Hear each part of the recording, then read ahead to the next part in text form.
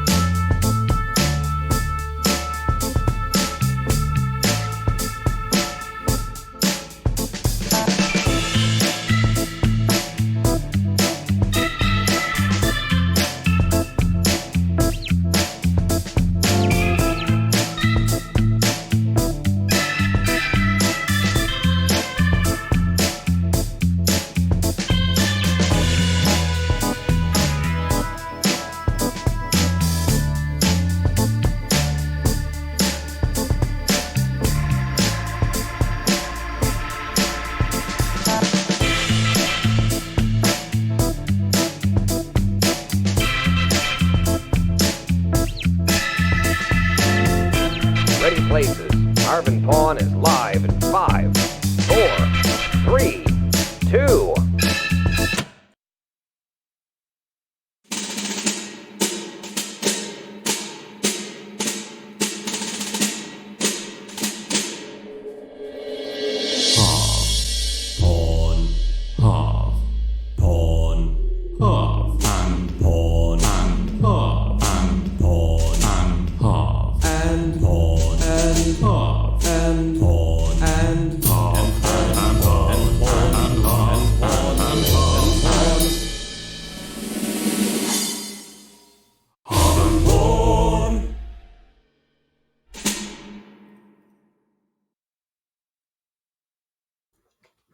Hello, I am the Ronin Pawn, and this. And I. This is you a miss man, your cue, or I miss my is- cue every single time. This is a man at a low frame rate, is what this is. Broadcasting Hello. through the interwebs via cell phone just data. So bear Hotspot. with us. Yes. Bear with us today, because Harvey's internet is the disown. How's that treating you, by the way? It is. Really terribly, actually.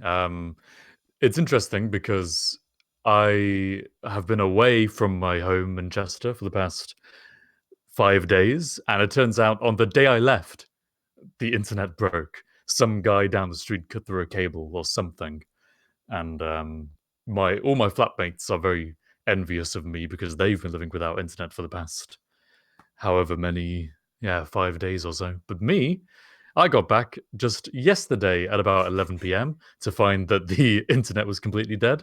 So yes, O2 4G hotspot, and this entire stream you'll be seeing me checking just how much data is being used by this right now. So I'm not watching the stream. I can't see anything. I can only hear Puan's voice in my ears and see your comments. Hello, Hologram1. Hello, Pony69. Nice. First world problems, man. Internet's down. What's the world gonna do now? Well, we'll just hook our computers up to our cell phones and broadcast over the 92G or whatever network that's... You must have some pretty good internet going over there to be able to do this over your friggin' cell phone, man. I can get my cell phone... You know, I've got a provider through, it's called Republic Wireless over here. Rare few people have ever heard of Republic Wireless. It is designed basically for old people. The program and the package is for retirees, which means I pay like $23 a month for it, and I get a gig of data that I don't go through and don't use. But the reason why it's so cheap is because they do, if they can, there's software that you install, and then they send the call over the interwebs, and just trying to keep a connection with a caller when it's snapping between, oh, I've got Wi-Fi now, oh, I don't have Wi-Fi now, is fun. Yeah, there are some PCs which, if you get a Wi-Fi card in your PC as well as Ethernet, then it can like intelligently use one or the other or both at the same time to try and get your data in the best way possible. And I always just think like, surely it's doing what NordVPN is doing to me every time it changes VPN server, and it's just losing your connection here and there. But no, the phone. So supposedly I can get 4G, which should be pretty good. I don't know what specs are exactly, but 4G is like, I don't know. It's what we've been dealing with It's a until lot of 5G comes out, G's. so it There are must be okay. very few things that have Several, four more than G's in several them. G's. Mm. However, in reality, I don't get that. I get H plus, which isn't even 2G. I imagine it's maybe 0.5 G. I don't Harv know. The Plus, acceleration is not very you high. have your own branded internet? How do I get on board with that? What's your Yes. affiliate code? Well, all you got to do is go to patreon.com/harv and porn, and you just click that button to donate anything you like, and you get access Ding to all of the that bell Harv. and punch that subscribe button and sexually violate whatever else they want you to do just to get notifications about when we do the thing. Yeah, sure. I'm sorry, Hello we and were talking welcome about to. goldfish before, and I don't know. You know, whenever I think of goldfish, I think of penguins. Whenever I think of penguins and goldfish, I think of sexual violation. It's just Wasn't it also seals? I think in one of the KPE events, there was something about seals that Goldfish went on a bit of a rant about, and It sounds like I only remember. I only freaking remember because South African Elysium. talking about seals. By the way, you know, like really keeping in his wheelhouse, huh? Elysium mentioned it on one of the VODs as I was going back and kind of watching bits of the previous events. And this was actually during the virtual Polar Expedition. We were just getting into it. The conversation kind of died for a second, and someone says, "Oh, so what are we going to talk about next?" And Elysium just goes, "Well, whatever we do, don't let Goldfish talk about seals." Yeah, he's already done enough of that. But yes, today's topic is the Kerbal Polar Expedition 4. And Yeah! thank you. It's Yeah. happening! Everybody It's shut up! happening. Ah. All right, you three It's can happening, clap, yes. everybody else be quiet. Okay, that's good. That's more like it. Thank you. So, yeah, KPE 4, the fifth Agency Gaming charity event, because we had KPE 1, 2, 3, then VPE, and now KPE 4 early next year. We've got a lot to talk about. It's a big event. There's a lot of things to discuss. There's so many possible shapes that it could take. It's kind of impossible to narrow down exactly how it's going to be, but I've got to make it possible because that's what I've got to do. So hopefully, Especially without knowing what you, KSP2 is going to me. completely be. Yeah, it's going to be really hard to sort of, there's only so much you can Yes. plan. And then it's going to rely on, you know, our early versions of the game going to have the multiplayer, you know, because if that's there, then that's got to be what, you know, that's what it's all built around. But if it's not, Yeah. you know, then that's a completely different plan. And I am happy to announce that following the release of that video yesterday, I got a response from the community manager of KSP, the new. I don't know how long she's been around, but presumably she is continuing on to KSP2. I don't know I think she works at Private Division, so she must be the KSP2 community manager, presumably. And she basically just pinged me and said, "Hey, I know you've got questions about KSP2, so just tell me all your questions." And I was like, "You don't understand. There are too many questions for me to just tell you all the questions.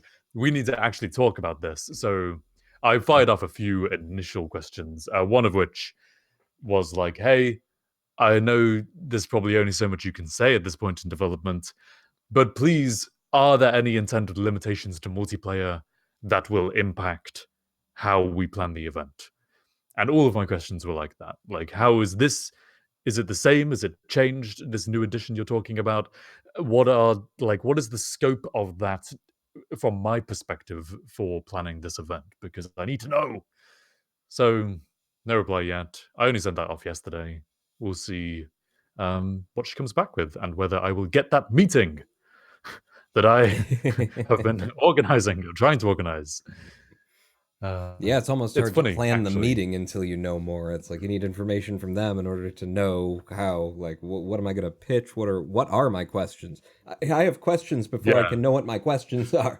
I came up with most of the questions as I was writing my reply to her email. Like I didn't have them ready because yeah, I kind of only had vague ideas of what the event was going to be, let alone specific questions that she would actually be able to answer at this point in time. But it's funny the way this kind of her response to me happened. Danny2462, my man, my guy, always helping me out whenever I'm in a pickle. He is in a Discord server with the new media group. Oh, There's a new media group, it seems. I to don't know whether which they we have officially not call been themselves that. invited. Possibly No, because we I don't mean, make Kerbal Space Program. yeah, it's quite reasonable, to be fair. But that's no excuse. God Um, damn it. we deserve a place, just pure historically speaking. But it's got Grandfathered in. apparently, it was originally created by Matt Lone, who is the one YouTuber that I'm like familiar, or well, not familiar, but like I've seen his KSP videos. Whenever I Google KSP, it's always Matt Lone does awesome thing in KSP that I see. So apparently, he started it, and then the community manager somehow ended up in there. Danny is in there. So Danny pinged my video into that Discord chat and linked to a specific part of the video, apparently, that I said, "Hey, I've been trying to contact Private Division. They've not been replying to me." So I don't know exactly which bit it was, but the community manager came back and was like, "Oh yeah, we found his email. He sent it yesterday." As if like, I kind of feel like they think I'm an idiot now because they've seen the most recent email I sent to at Kerbal Space Program and gone, this guy makes an entire video saying he's not been able to contact us and he tried yesterday on a Sunday. What does he expect? But no, just to clear the record, I have sent previous emails just to at Private Division because I figured contacting the press team directly was the better idea. However, when I did eventually contact at Kerbal Space Program, the first reply I got immediately was, "Hey, you should really contact the press team directly at Private Division." Yeah, I know. That's a good idea. So, I thought of that yeah, 2 why weeks didn't I ago. think of that? But it's It's awesome. a They've big, I'm sure there's a lot going on over there right now, and they're getting a lot of inquiries from, both the press and also, part of it, I believe you said was that they have other games, obviously, that they manage as a publishing house, and they have some big yes. releases going on right now, so they're fielding questions from completely different worlds and trying to put all that together, so it's all very Yeah, reasonable. completely different worlds. The Outer Worlds is their big game, which is releasing this month, I think. 24th of, is it 24th? Something like that, of October. So, excuse me. Yeah, big game for them, much bigger than KSP2, I think, because it's, people kind of view it, I think, as the spiritual successor to like Fallout New Vegas, because Oh, it's a really? RPG kind of. I'm not sure where I got that impression from, but that's what it seemed like to me. Kind of seems like it's a Fallout esque thing. Hmm. So yeah, Well, I want to reach to let's get chat right here into because it. Joseph Stalling was asking, was the virtual expedition last year? That's sort of the last time that I watched Harv. Um, so how long has it been Way since the longer last than that. expedition? The last 2016? expedition 2016, Virtual Polar Expedition 2016, the last Kerbal Polar Expedition 20. So 4 years since KPE 3. Hell of a time gap. Man. Had to go off and get So, edumacated. Had to go yeah, off and just I did university. experience something other than being what a 15-year-old with a channel that's blowing up, then just like ad revenues and hundreds of thousands of subscribers and developer kits and media groups and all that kind of stuff. You had a warped childhood, my friend. Please donate Who at amongst us? patreon.com. Save the Harv hashtag. Yes, I'm happy to announce that I've chosen which charity we're supporting this year, and it's Save the Harv Foundation. So, that's actually one of the big things I haven't chosen yet. We have historically supported Charity Water for the vast majority, for all of the Kerbal stuff. It's been Charity Water, who, if you don't know, they are an organization that provide sources of clean water in the places that need it most. So Malawi, Niger, Ethiopia, communities out in rural areas of those countries that just don't have clean water and have to walk for hours just to get dirty, bacterially, filled with feces from the animals which are upstream, and it's horrible. So that's been really awesome. And Charity Water do an awesome job of demonstrating and evidencing how the money is used and kind of what it's accomplished, which I feel like is something you don't get with a lot of charities that you might choose to support. So they're great, but I've kind of been feeling like maybe we need to choose something else. We've supported them a lot previously. Is there a more kind of suitable, a better fit for the event that we could go for? And to be honest, I don't know. I'm not entirely sure. Yeah, it's Charity an Water is great. interesting thing. There's so many different aspects to that because obviously, Kerbal Space Program, you're looking into science and education, and there's a lot of worthy charities, that relate to that. And then at the same time, there are, one of the things that you immediately consider is there's a lot of charities that go around. It's weird to be in this position where you're thinking about what charity to support because I know, right? you become immediately aware of the fact that there are certain charities that often get support and that are extremely well funded and kind of don't need the added help. I mean, obviously they're a charitable organization, but like you actually have to take that into account. Like there are marginal issues and not even marginal issues, but things that exist out there that aren't receiving support, while there are things that are receiving gobs and gobs and gobs of support to the point where they might actually not be able to do anything more than they're already doing because they're so well funded. Yeah, and so I these don't are like know considerations. exactly It's difficult to, you actually do have to sort of take some time and consider, should we be supporting this organization that gets support from thousands of, different people throughout the year, or should we pick something that's a little bit more, close to home and smaller and grassroots and needs the help? So this is, I say we, but like you've summarized it he perfectly. gets to do whatever the hell he wants to do, man. No, well, I mean, kind of, but I am just one feeble brain in this universe, and I desire the input of many in order to find that kind of optimal solution to the problem. But it's a weird moral, kind of ethical, logistical, economic, charitable, just add more able words to the end. It's a weird problem. And so I tried to do some reading to kind of see what is the theory on this? Is there like a science to which charity you should support? And I came across this article. I went looking for organizations that regulate charities to see, do Oh, that's a they good have like a idea. list of, hey, yeah, these are the ones which are, really well regulated and we know their dollars get turned into charity. And I came across an opinion, not really an opinion piece, but kind of an article from one of those people. And it talked about hit-based donations. It was aimed at philanthropists in a way, because it's the idea of, do you go for the highest expected kind of goodness to return per dollar? Because expectation is a funny thing. If you think about it statistically, knowing that if you donate $1 million and you will thoroughly save 500 people, that gives you an expected kind of value, 500 people per $1 million. If you donate $1 million and it has a 90% chance to save 5,000 people, or no, sorry, a 10% chance to save 5,000 people, then your expected value is still 500 statistically, but you're taking a gamble. Yeah, that's And so weird to the think of point it of the that way. article, Like yeah, mathing I it. know, right? But it is something But that that's the has. thing is that instinctively, from a charity, like from my point of view, kind of internally, my first reaction was you're giving away your money to a charitable cause. There are so many causes that need help that we know are going to like work. Why do anything other than the guaranteed 500 people? Why risk wasting all that money? The problem is that all of the great advances of humanity are often because you take a risk.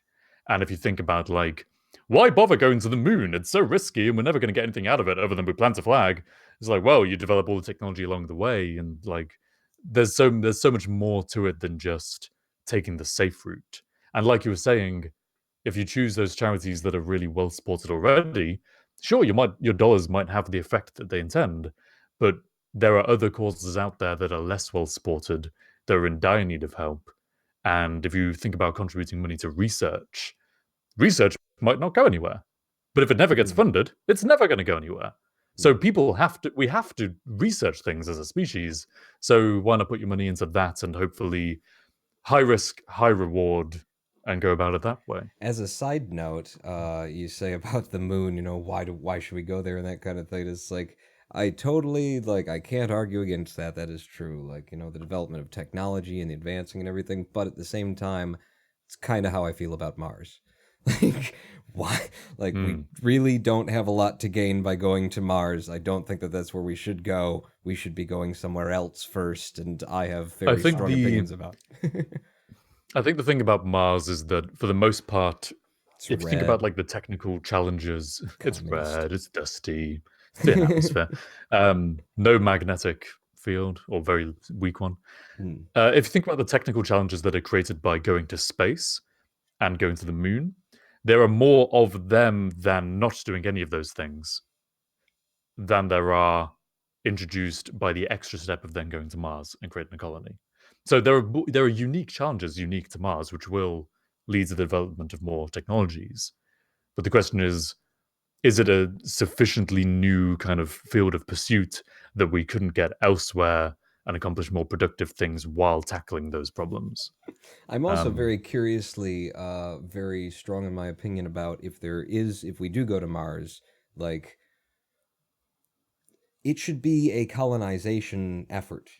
It should be like in my mind. Here's the thing: when I first started thinking about, okay, how do you go to Mars? How do you colonize Mars? My first thing was, okay, so people should be breeding on the way to Mars, and we need to do a lot of research about that. But the idea of like having a child in space, or carrying it to term in space and then land, like I know there's risks involved in everything, but you're gonna have a child like you need to breed humans in the environment of Mars if we're going to be there. And yeah, I but don't think breed I them on the actually, way, well, like on the surely. way they'll be in low gravity. That if it's not just a miscarriage, then they'd be in low gravity when they get to Mars. Which They'll is be going to be like, way more likely to be just a miscarriage. And like, yeah. you have to get them through landing, But and it's like, such you have a to have all that capacity. That's yeah. a rubbish idea.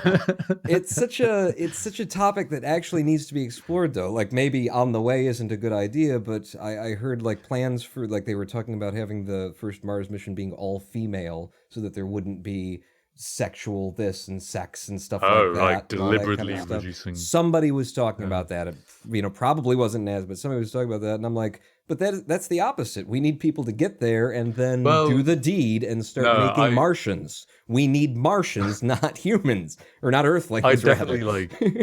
I don't Not agree with humans. that at all because like I think you already know, Mars is the one of the worst places we could pick to try and colonize. I mean, lack Right. of magnetic Why are we going there field. anyway? That's my point in the So first no, place. but But if the we're thing gonna is, go, then we should be fucking we on the way. can That's just no, no, no, it's stupid. Like when I'm talking about the difference in how much technological gain you're going to get, we can get the same technological gain by creating a permanent outpost, as we basically can by trying to go ahead and colonize it. Like we don't need to colonize in a really terrible spot in order to get that. you need the sweet Martian nookie, man. That's what Limp We're Bizkit just was it's just all going to talking lead to like about. an if you actually manage to set the problem with extra planetary colonization as a whole, not just on Mars, is that if you actually manage to set down a permanent colony which eventually becomes independent of Earth or Kerbin, whatever, um, dependent of Earth, you end up with like a sovereign state which eventually will come to resent the mother planet because we're Oh, probably absolutely. extracting resources out of there. And Again, then it's like, who is going to nuke who from space, you know? and it's Drop yeah, asteroids because on each it's other. exactly that thing. Like we're gonna send people over to this just shitty place where human beings really can't live and just barely scrape by and that kind of thing. It's like the people who go there originally are gonna be all psyched for it. Oh, I want to go to Mars. I'm gonna be the first one. Yeah, it sucks there though. It's gonna be horrible. And the idea that like we're gonna send a ship once every 3 or 4 years to check up or swap out crew and stuff, like all that has to happen is for the wrong person to be elected and then the funding's cut and well, I guess you're on Mars now. Bye. Like it's just a really, really bad idea. I much prefer the idea of having a permanent moon base before having a permanent Mars base because A, it's Hey. closer. Like any emergencies, Earth is right there. B, the moon is a really good idea because with Mars, like, hey, we're establishing a foothold off of the planet. And hey, it's got an atmosphere, but the things that make it seem like a planet to us, like its atmosphere and its size, those two are also things which make it really unsuitable for like a good foothold of humanity in the solar system. The moon having such low gravity and having no atmosphere means that it's like a space base, Yeah. like Good perfect. orbital We can get launch site. fuel, we can mine it, we can put things in orbit and have like the bigger interstellar and interplanetary ships in orbit around the moon. You know, Mm-hmm. it's a way better close foothold for humanity than Mars, where you're trapping yourself, which takes so much energy to get off of again that what's the point in going down in the first place? It's not like you can breathe the atmosphere. That's not the benefit of it. It's slightly easier to maintain pressure. But Yeah, I'm uh, I'm a much bigger fan of going to basically the two other planets that would make sense. And honestly, I like Mercury. Not for humans, obviously, but I like the idea of sending off probe robots that are designed to be controlled, and they can start like doing things and trying to just like the idea would be we need AI on Mercury in order to take Mercury apart mineral by mineral and make, mirrors and fire those back into space around the sun and start, gathering the energy of the yeah, sun and beaming it where we want yeah, it. no, yeah, I agree with you completely there. As soon as humanity cracks von Neumann probes, which are self-replicating 3D printers that can go through Mm. space, or even not just through space, but just as soon as we have a 3D printer that can print a 3D printer, we just gotta land like a couple of those on Mercury and let exponential maths do its work. See, and that's In why a it's few years, Mercury will unfair. be just raw material. The Martian mission is unfair. If we're going to let the 3D printers reproduce, come on, man. Don't send a group of lesbians to Mars. This is just it's unreasonable treatment. Uh, yes, you get. Oh man, wait, hang on. Ooh, it's Engi says Venus colonies, though. Yes, Venusian colonies are way better idea than Mars because you got thick atmosphere. You can build literally cloud cities there. You got all kinds of like chemicals and vapors in there. There's so much chemistry potential of being in Venusian clouds that makes so much more sense as a place to be other than fucking Mars. Mars sucks. It's awful. No one likes Mars. No one's ever liked Mars. Oh, this is not the Thank right God you're back. book. There's a series of books. I don't think it's by Asimov. No, it might be. I think there's a book by Asimov that I read recently that is in the Just same universe as these, and it's basically that humanity sends 3D printers with AI on them to go out to the asteroid belt and to start sending materials back in the system. And the AI eventually just packs it up and goes, "We don't want to do this. Why are we doing this?" And so this is and then they boring. come back like years later and declare war and stuff. And yes, no, KP4, Chataka, don't leave us. Oh, it's Engi. Proper gravity for getting it on Venusian colonies. There are so many benefits to colonizing Mars or Venus rather than Mars. You don't have to even friggin' land. That's the beauty of it. You don't even have to land. There's no like litho braking involved. You just like get somewhere in there, inflate a thing. The oxygen that you're breathing is also what's KSP2. keeping it aloft. Litho breaking near you in 2020. It was a good call. I like that. Um, I just love the term litho yeah, breaking. Just so good to yeah. tell, especially when somebody's playing any kind of a space game. You go on YouTube and see someone. In fact, Nerd Cubed, big fan, Dan Hardcastle was playing Outer Limits, and he was like his landings were really hard, and he was like, "Wow, that was a really hard landing, but screw it." And I'm like, "No, no, no, that wasn't a landing, Dan. That Litho was litho breaking. breaking. Do it with pride, man. Do it with own it." That Advanced is a technique going on legitimate, right there. yeah, that is a Yeah. legitimate rocket sciencey method of slowing yourself down on the surface. Believe in the lithobreak. Let's return, as Chartucker has very accurately pointed out. This is a big tangent. Let's steer things a bit more back towards KPE4. But before we do, it's better for us to steer things all the way back to KPE 1, 2, and 3. Uh-huh. Because in learning from our past mistakes, we must first analyze those past mistakes. So, Pawn, what mistakes did we make in KPE 1, 2, and 3? All right. Well, in KPE 1, I wasn't there. Big failure. KPE 2, you let me in. Worse failure. Hey, KPE 2 is the one which raised the most money, so correlation or causation? Both and all. I am the Ronin Pike. Okay, so I have a big one, a big gripe, which people didn't seem to mind, but I minded a lot. KP1, first 3 hours of the stream was spent building a rover in the VAB really badly. Next, however many hours total remained of that event was spent driving the rover at 5 frames per second across the planet. Oh, really?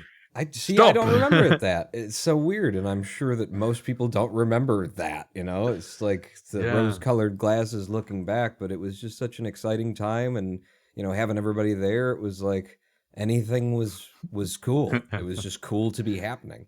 It's such a But I bad do like idea. that, like what you're saying right there with the whole like building the craft on the day of. Now, if there's multiplayer in KSP2, like ready for the Mm, event, then building the crafts could be an interesting thing to have, depending on how much content we think we'll get out of the actual like traveling and that kind of a thing. But I really, really like the idea, one way or the other, of having craft that transform.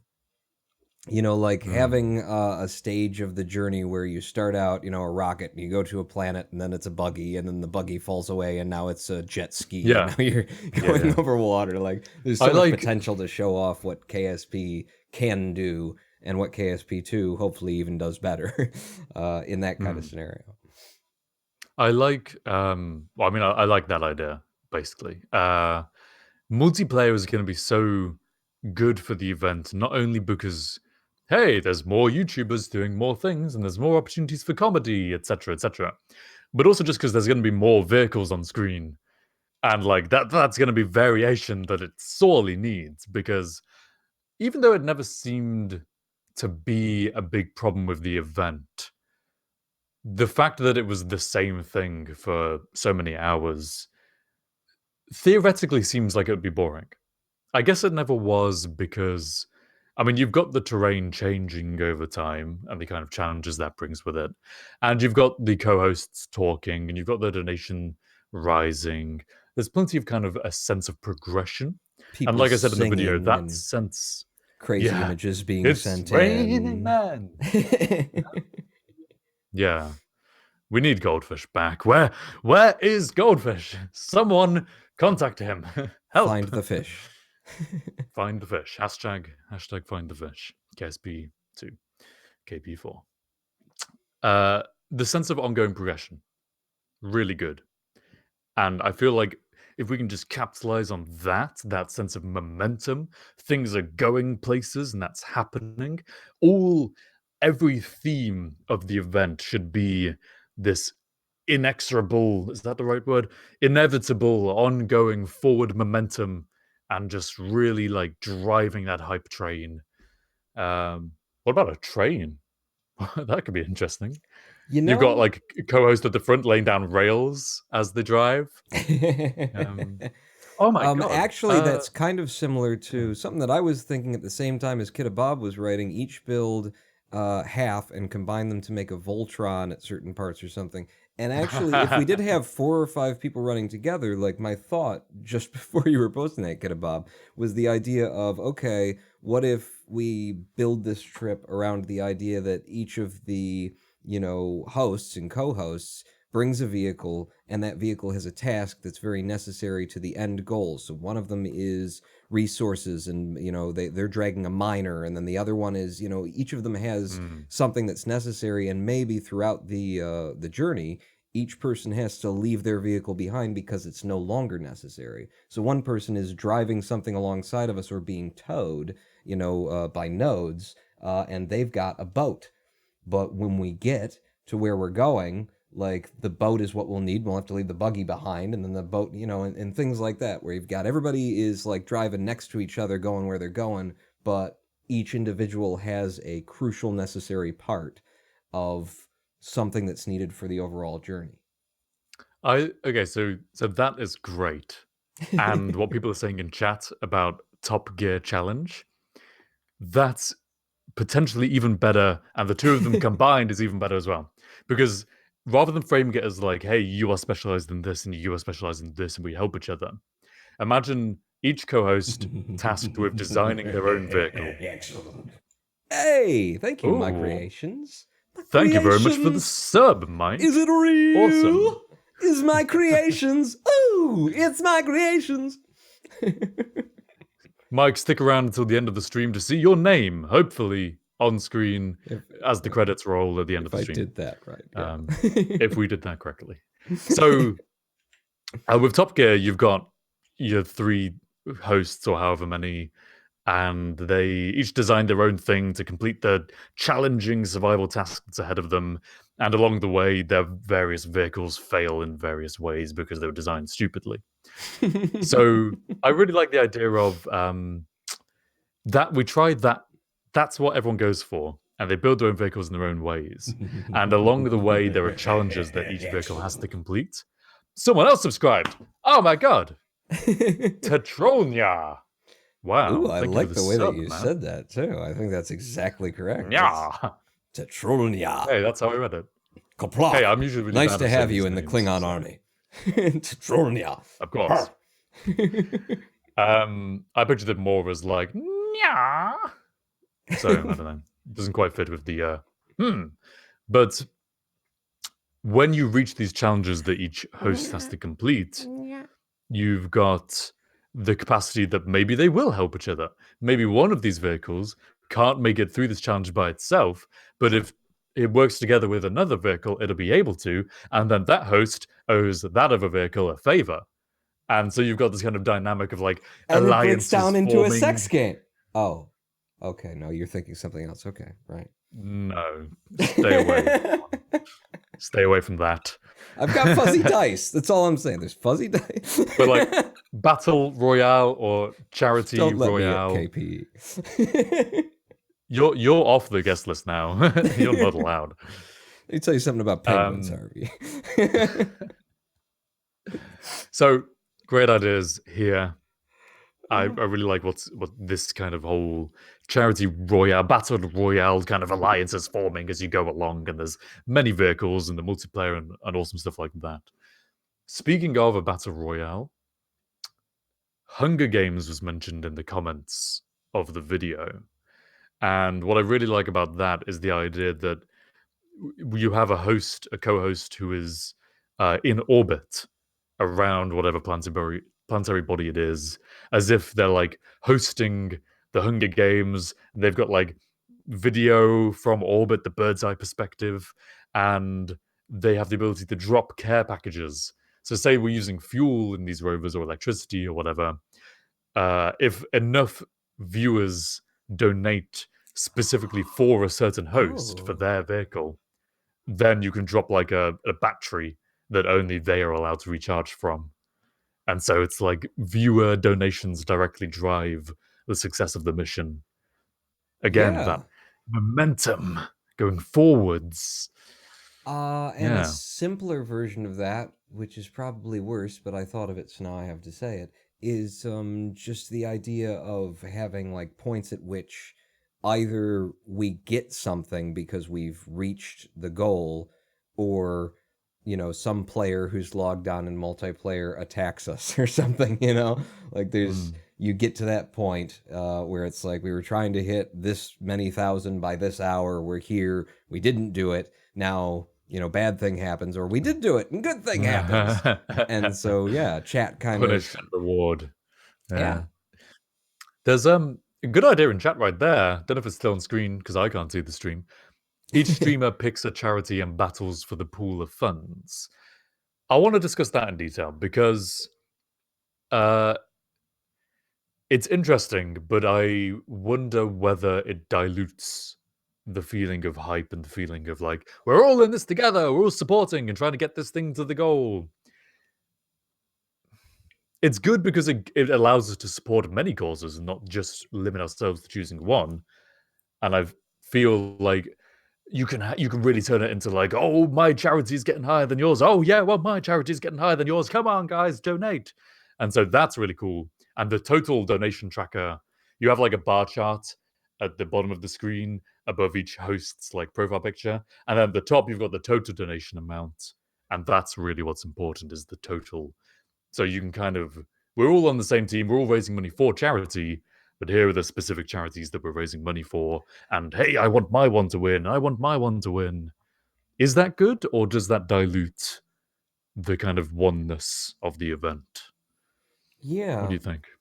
My thought is that like doing it specifically with the charities seems it's wrong to do it with like the actual charities and be like you either get money or you don't based on, these kind of things. But I like the idea just of like the different people who are participating having sort of their own tally that's rising. And I also like it because if like it could build into that idea that there's a bunch of us running, and then throughout the run, based on just the circumstances and what needs to happen and so forth, like individual uh streamers, individual runners need to give up, like they've been destroyed, their craft is no longer tenable, they can't cross this terrain, and so their donation pool, then they have to choose who to give it to. Oh, who they give it to. Yeah, So, to carry okay, on so your the first point was that it feels kind of weird to say like this charity gets money and this charity doesn't get money. But I mean, Mhm. that's what we're doing anyway. And in fact, this allows the person donating to choose which one they identify with the most and which one they would rather support. So in many ways, it's Ooh, like yeah. fairer to the person, to everyone Yeah. who's donating. When you put it like that, I actually do like it more, especially because it gives us the opportunity to not just be stuck with like we made a choice, we're stuck with this, we're giving all the money to this Mm. person, to have like a wider field and choose some worthies and then leave it up to people to give where they feel it's most needed. Another subscription. Ooh, hey! Thank you very much for the Facious? sub. Facious. Because if I say it another way, it's not going to sound right. So I'm going to go with facious. Yeah. I like Ooh. that. Or facious. Building up, we're Why gonna do have the like a A? super long credits roll at the end of this. This is gonna be Yeah. awesome. Thank you, On if it guys. works. Yeah. Oh, shoot. Where's the button? Yeah. Oh, wait. No. We still got an hour. So, that's I really like that idea. Who was it? Who suggested that first? I'm just going to scroll back through the chat here. Rod Botek. Hey, I recognize your username, Rod Botek. You've been around, right? Oh, yes. Yes. Yeah. Nice. I like that. I can really see that working from a UI perspective because when we're talking about learning from past mistakes with Virtual Polar Expedition, my whole banner, webcam, donation banner, all that disappeared. I did the entire VPE full screen with only some white text with a, hey, we've raised this much. And I felt like that was really lame looking back at it now. Mm. Um, but at the same time, I think I was going for the VR immersion, really like, oh, you're really in the event kind of feel. But overall, that having a decent UI which works well with the design of the game is better. And so I can really picture co-hosts' profiles, or just like the pictures of their rovers or something along the bottom, with the bar charts rising over the stream and the total donation amount at the top. Like I can really see that, or not even the co-host, but maybe the like a little co-host symbol for them, and then the charity's logo. And so, yeah, donate to the one who you want to donate to the most, and you see it progress. The only problem then is that I also like your idea of, hey, if this co-host crashes their vehicle, then they have to contribute their funds Yeah. to whoever they want to. That doesn't work. Nope. And also, it does mean that we can't go for the, hey, there's 5 of us, let's try and do this without quick loading. Because all of the previous KP events have been rife with quick loading. Yeah. So I can't really do that doubt. unless you don't like. Yeah, I doubt that KSP2 is going to be, so stable as quick loading, and more so that like we're going to be able to create a craft that, or all 5 of us or however many there ends up being, will be able to create crafts that can survive without quick loading. So it would be like you'd almost have to set up rules at the beginning and say, okay, for each day of the event, you have this many quick loads. Good luck, boys, or something like that. Or even, you could also just do facious quick loading is when you save the game, and then if something bad happens, you can reload the game back to that save point. Even what you could have is that hosts are allowed to regenerate their vehicle, but they just have to spawn further back. So like every time you crash, it's like a distance penalty, and they have to race to catch up. Quick saves. Yeah. Where everybody gets to quick save at this point, now we got to get to the next place, and yeah. And then you could also like build off of that in terms of like donation goals and things like by the time we get to the next quick save point, this is what we're trying to do. Yeah. And as we go towards the bowl, we're setting up outposts. So all the vehicles have to carry like a beacon, or like several beacons which they can drop. And like we go and we're dropping these beacons along as we go, and you have to reload back to the previous beacon in order to restart if you've been damaged.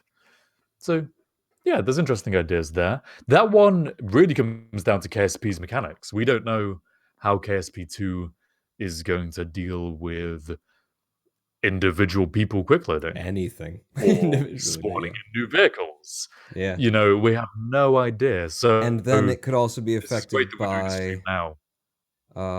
If we're doing something either interstellar, as has been proposed, but just on a non-Kerbal planet, then what are our abilities to load on a certain point? Like it will have to be bound either to the last quick save that we made, or we'll have to be making different saves, like game saves or save states, which doing that during the stream is historically not very easy to do.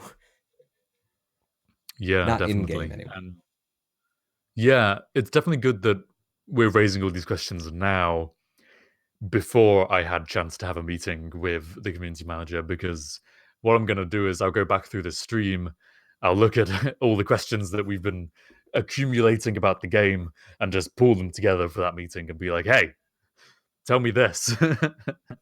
How does quick loading work in multiplayer? And yeah. Chad Tucker disagrees with you on the clean UI thingy there. Fact is, he says, your face is a moneymaker. There's a reason the face reveal was reached that quickly back in the day. Well, Chad Tucker, I know you do like my face. More disproportionate. But you okay? No, Oh, am I dead? What's going on? You chopped up a little bit. You froze. Did you have a stroke? Are you okay? Let's check the bandwidth on the phone quickly. But I agree with you, Chad Tucker. I said the clean UI thing was like a nice idea for VPE, but I definitely preferred the proper UI of KPE. And I don't, as much as I don't want to box the game in, definitely having like webcams and things to make it more personal and really kind of bring the personality back to it is definitely a better idea than having no human representation other than just gameplay. And we're far more equipped these days, considering where you and I are right now, and the fact that you are coming through a cell phone to me, and then I am rebroadcasting you. Like we know that we can put all of this kind of a thing together and control audio and video and stuff, especially with a fair bit of preparation. That said, I'm Yeah. always like, I have that trouble too with the idea of like UI for just live streaming in general, because I am a fan Mm.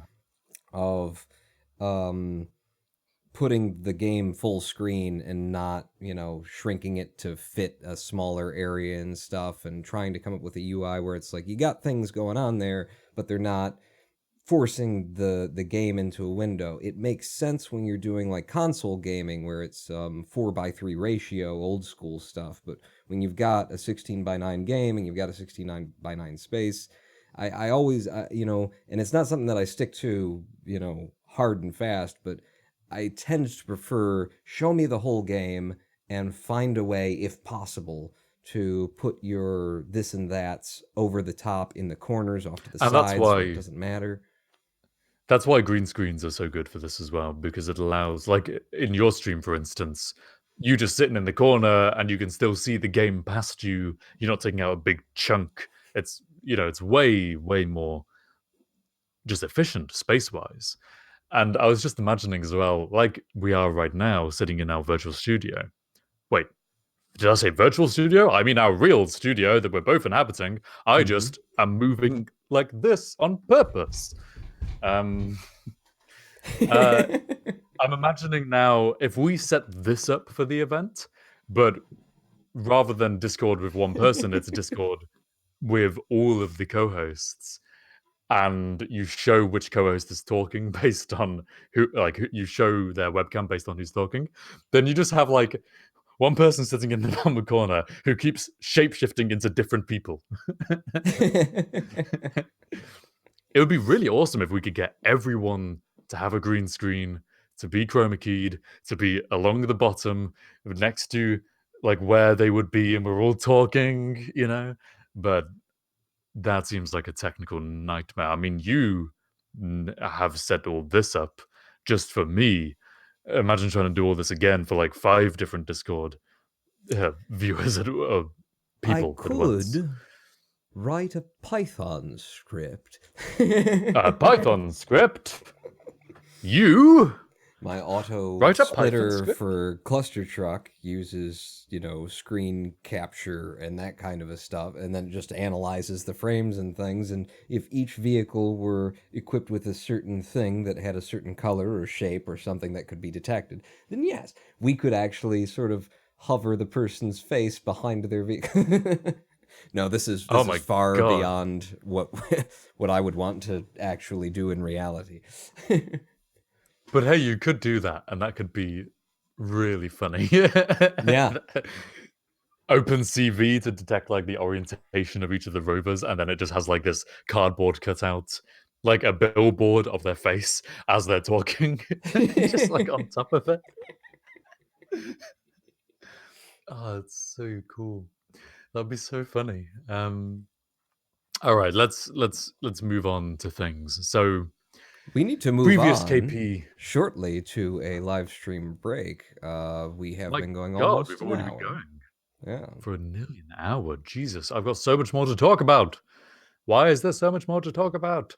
Um, okay, so now you've mentioned it, let's go to the break, and I'll just summarize what we'll carry on talking about after the break. We will. I'd like to kind of distill the event down to the fundamentals, which, to be fair, I feel like we've done that pretty well so far. We know about the forward progression of momentum we're going for. We've got some good ideas for different ways to change up that with the different charities and the kind of battle royale or whatnot. We know that we And the want sex on the co-hosts. way to Mars, so we've covered that base.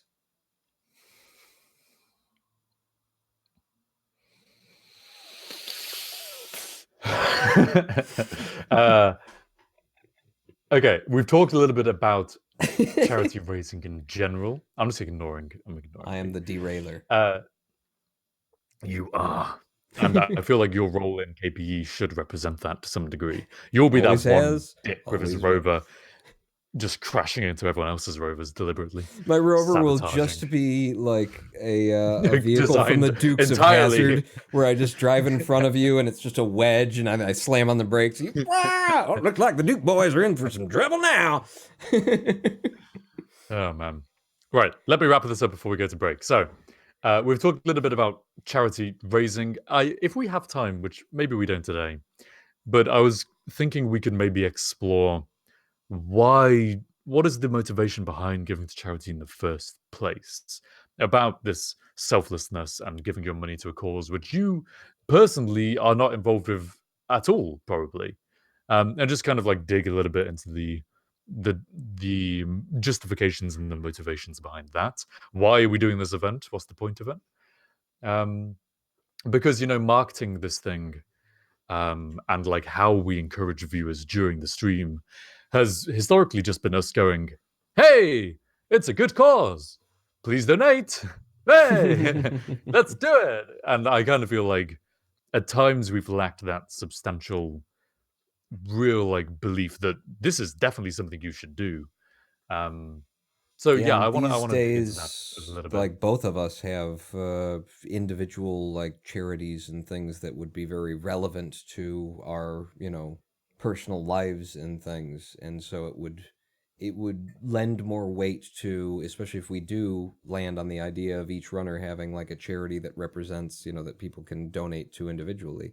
Um, there would be more reality and emotional fervor behind each runner's chosen charity, because it represents something that affects them directly. I Yeah, like that and idea. that really does tie in well. Like, I think making just the runners, the hosts, more personally motivated by the fact that they've had to choose a charity will help sell it a lot. Absolutely. So, also want to try and squeeze in.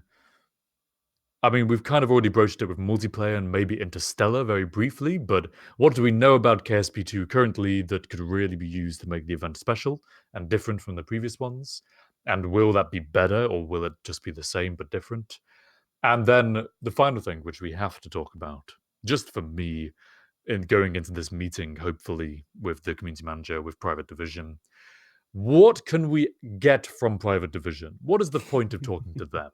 Like, sure, they make the game, but really, how can they help us and how can they help make the event more successful? There's obvious stuff like marketing, and I want to have some of the developers come on the stream as guests to talk about their perspective behind the scenes of development.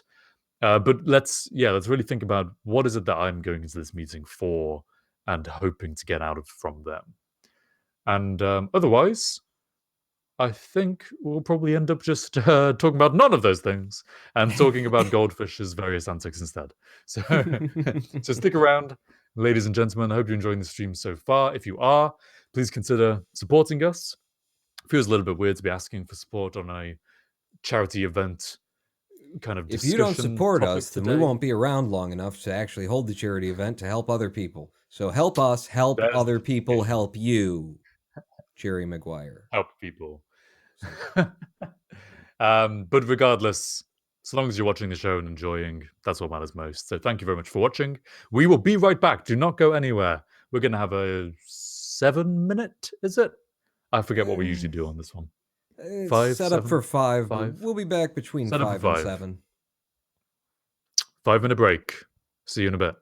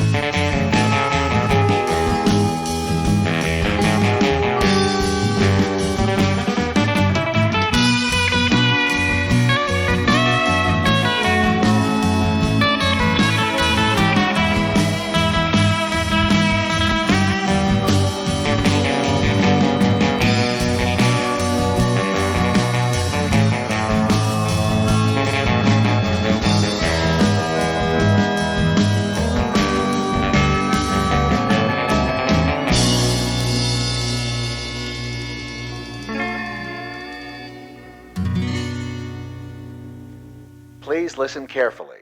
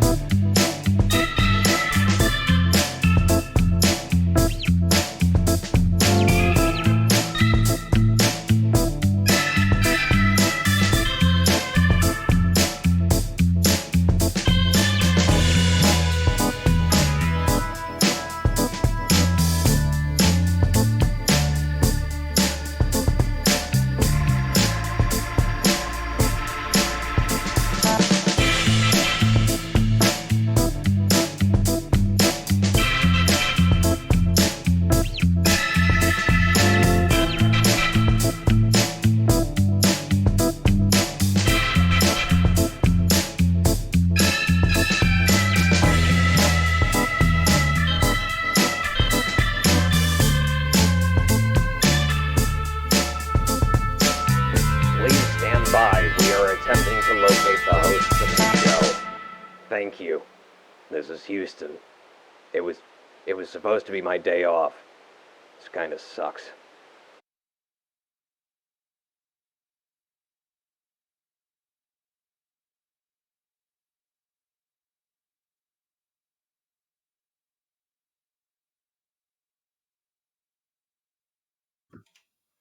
We found the host of. Thank you, Houston. Thank you for calling us over. It was. Thanks. You keep doing you, buddy. It's good No out problem. you, Houston. Yeah. All right. Seamless. Mm-hmm.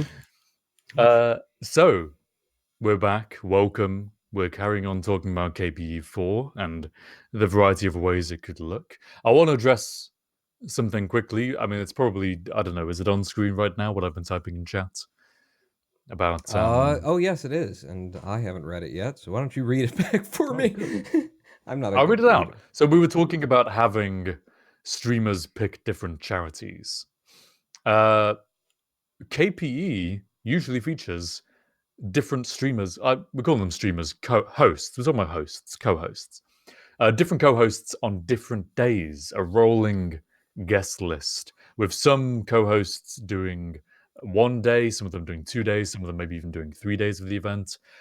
Do we have that we pick 5 charities to support before the event, like we do a poll, kind of appeals to the public, and then on each day, the like a certain co-host is allocated to ride under the flag of that charity, like have them carry the mantle forwards. Because I feel like having the different hosts on different days worked really well. That was one of the really good things about the event. The variety of personalities kept it fresh, you know. Yeah, I suppose it depends on who we can get in the first place, whether or not we get a big fat lineup, and also how many days individuals are interested or willing, or we have the space for to give to them. Prepositions, words. Yes. We have a real advantage right now in that I've started organizing this way earlier than I did. I think KP3 was organized like a month in advance or something, you know. Right now we have best guess until spring 2020 is what they're saying, so let's think more like June because the game will inevitably get delayed. You know, we have a long time. And I'm pretty confident that with Private Division hopefully on board, with some of the new YouTubers and the old YouTubers who are still around, kind of spreading the word, we can probably get quite a wide lineup and hopefully quite a deep one, in that the people who are interested would probably be willing to do at least 1 or 2 days. So I feel like getting people to host won't be the issue. Maybe finding timings they can work out and kind of organizing it all might be, but I've done that before. So I have the experience there. I know what that takes to do. Just chunks of Um, your soul, as I recall. Here's a thought though it was for not easy. Yeah. here's a thought for in terms of like rolling YouTubers or rolling streamers, rolling co-hosts as well, is I think it would be good in terms of their crafts if everybody brought their own craft. And so, you know, I'm not exactly sure how that works, but the idea of an individual, because people are gonna know their style, know what they're into, that kind of a thing. So having them be able to bring their own craft to the thing, so we get to a certain checkpoint by the end of a certain day, that kind of a thing. And if save files have to be traded, or if there's a server to be logged on to, like, that has to happen. But for someone to be able to not just have to take over someone else's Ooh. craft, but bring their own in. Yeah, and I tell you what, when we talk about the time we have to promote the event, what if each YouTuber or Twitch streamer that's taking part develops their own craft in a video or a series of videos on their channel? And so it's Oh like yeah. this is pre-content being produced as they prepare for the show, and the only requirement for them is like, hey, make a craft and make it as good as you can make it.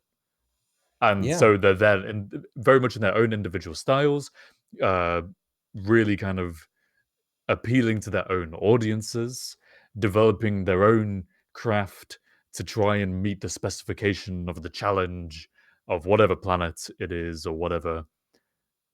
I'm assuming it's a planet. We've mentioned extra stellar, interstellar travel, but like a real time kind of mission through space is really boring, Yeah. you know? Just like either time warping or not even time warping at all, just sit there in space and do very little unless we invent a whole load of games to play along the way. I do think that terrain travel is the better way to go with this. And so, yeah, having each person try and spec and try and train, training montage as they do test runs and things in preparation for the real event. And hopefully this will improve the chances of not having to quick load, not having to restart as often. So I feel That like does also that's open quite a it good up idea. for the idea for just like people having more task specific vehicles, or rather, like, really what I'm thinking Mm. of is just throwaway vehicles. Like, it's built, it's going to run one day, they know it's going to run one day, but because it's going to run one day and just one day and not have to carry them all the way, it can be built to have crazy kooky stuff on it that can be, a fun reveal, or, Yeah, a yeah, yeah. missile launcher and Like stuff little like that. modules they could, yeah, exactly. Hmm. This is cool. And yeah, I like the idea. If we're doing it on a planet, we're doing it on maybe terrain, we can pick a route that goes maybe across an ocean or a sea of some sort. And so, like, the streamers who know they're going to be roughly that point in the route might decide, like, hey, I should make mine like super good in water. And they might sacrifice land challenge. But as a result of not knowing how far the event will actually be to the goal by that point, they might end up with entirely land to travel across, and they'll be in this like weird boat thing. So like they've got to make it really. They don't know exactly where their craft is going to be used, and so it's got to have all these gizmos that work well in different terrains and different conditions. And then if KSP2 Hmm. has features similar to some of the mods, where you can like put a anchor point onto another vehicle and be able to like tow it, kind of thing. You end up like dragging somebody's boat along, just trying to get them Hmm. through to the next day. I Yeah, like that the idea opens it up of for so yeah. much, interesting content, things to go wrong, as long as we're like aware of them and prepared for them, and like there's a manner of intent behind. If it does go wrong, more is the better, as opposed to if it goes wrong, we're screwed. We won't be able to finish the thing. It's like organizing or planning a Dungeons and Dragons campaign. You can't strictly control it because that's never going to work. But at the same time, if you let it be too much of a sandbox where anything can happen, you're not going to get to where you want to go. So there's definitely a balance to strive for, and I feel like a lot of in-game testing would be helpful if we had the game to test with. Maybe Private Division can help us out with that. We'll see. I want to address a couple of things that people have been saying. Chartucker asks, have I tried contacting Enter Elysium? I have. I tweeted a DM to him yesterday. I have no idea whether he's seen it or not yet, or whether he's still interested. Because again, Elysium is one of the few of us who's been consistently making YouTube videos and is still going strong as far as I can tell. Still enjoying it by the looks of it. So, but he's also moved on from KSP. I imagine he would be totally down for the event, but I've asked him. We'll have to see what he says about that. And the other thing I wanted to address is I'm acting as if I'm looking where my finger is going, but I have no idea where the TV is. I'm just guessing. Someone said, make it a contest. Kidderbob said, make it a contest that the viewers can vote and they will choose which day streamers come on the show. Sorry, man, that's a terrible idea. Because people have lives. Even the hosts have lives. We have to like organize the event around their schedules, not the other way around.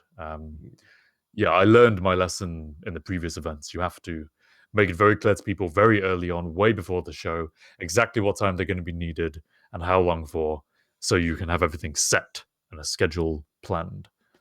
Again, advantage of doing this so early in advance, that gets more and more likely. Yeah, just getting a team together of any group of people is always difficult. Brandon and I were just doing a shoot this weekend, and it was fine this time, but you know, it's always difficult. You're always trying to schedule around everyone's, you know, own schedules, but also to impart to them that, okay, after all the scheduling is done, we need you to actually be there at the time, Yeah. ready to do Yeah. the thing. Because I feel like there's a good guilt trap where it's like, hey man, you're supposed to be supporting this charity on this day. If you don't turn up, that charity is not getting as much money as it deserves.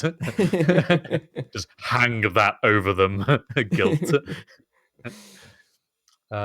Here is your Yeah, albatross. Enjoy it. absolutely. So before we went to live stream break, I kind of came up with this whole list of things as I desperately try and get it back. And I feel like from here we should really start talking about What private private division. division, what you can get from them. Do we got money? Exactly. Give That's us the most money. important thing. We want money. I mean, help. Will they match Money. donation? Oh, I mean, hey, there's an idea.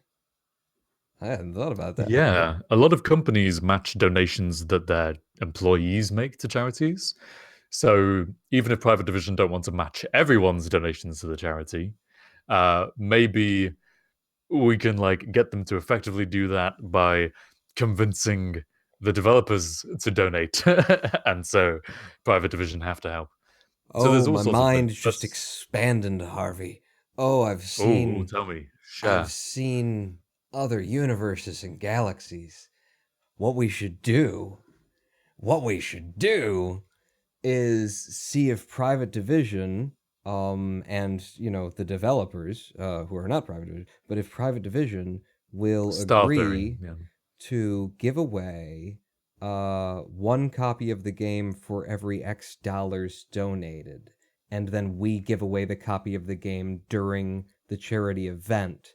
So based on your donations and based on the donations of chat. Like, there's a reason for people to come. There's a reason for people to stay tuned, even if they're just in it Get for a an chance to get in ego, the game. selfish. I want the game. Yeah, that kind of thing. Like, What if I and like that's that something that they idea. can cheaply I give away without wonder- having to like commit to. Yeah, we'll match thousands of dollars worth of donations, which would be great. Yeah. But the expectation is not there. You know, So they're going to pressure you into that. before we go on to Chartic has just said something about restreaming. Private Division might be able to restream from their like official Twitch and Facebook accounts and stuff, which I like. I like the idea that they'll host us as well. And generally, marketing Private Division will be great for spreading the word because they are the people with the most reach to players of Kerbal Space Program 2. But here's my question for you about your idea of they give away a copy per amount of donated. What amount do you think they would be happy to do that for? Because my first thought was like $50. If you're going to sell the game for this much, then you'll give away the game for this much, but just to charity instead. So that is potentially a lot of free games given away. a lot. I doubt they would do that. It just makes sense. Let me just be from, like, a completely very honest nice- with you. If your first number was 50, my first number was like 1,000. Yeah. You know, I know. that was where I started. And the thing so- is, the weird thing about all this is, as with any event that involves people, we don't know how successful it's going to be. I'm feeling confident now, right here in front of you guys. I know a lot of people used to watch the events. I know like there's plenty of people who will hopefully watch it now, and I have time to build the interest and whatnot. But the only thing we have to go on in order to estimate how much money we'll raise total is how much we've raised in previous events, which is about on the order of $10,000 to $20,000 per event. So if we're raising, let's say, $10,000, how many copies will they want to give away? Do you reckon they'll try and reverse engineer this? Is that the way to go about it? Like, hey, we'd like you to give away 200 copies of the game over the course of the event, and we're expecting $10,000 of revenue to be generated for the charities. So 10,000 divided by 200 copies. Mental maths porn. Come on. Oh, was I supposed to be doing something? I'm actually sitting here What was thinking about the other end of it because if you're gonna start doing numbers, 200 times $50 for the game, that's $10,000 worth of game given away over the course of the of the charity event. That's a lot of scratch, but it is for charity, and if it brings in money Yeah. for charity, you know. And it's a write-off. I mean, who knows? It's a tax-deductible write-off. Robotics says just let them choose a number. Yeah, I feel like there's leverage to negotiate. Maybe the way to go about it is that I see what they say, and then I just say like, oh no, we were thinking a bit more than that. I mean, come on, it's for charity. Yeah, that's regardless how of you what negotiate. they Yeah. say. Yep. Yeah. That's it. Come Whatever it on. is, whatever the number Let's be is, it's like, realistic. oh, please, and then just add a certain pre-configured amount to that. You just multiply that times my factor and go, okay.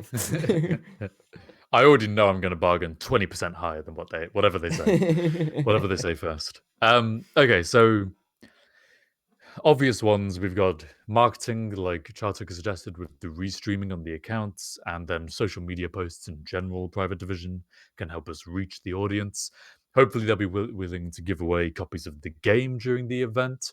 I would really love for developers from Star Theory and just people involved with the actual behind the scenes of the game to be hosts, or not hosts, but guests on the show, and maybe have them come preloaded with a specific topic that they are here to talk about.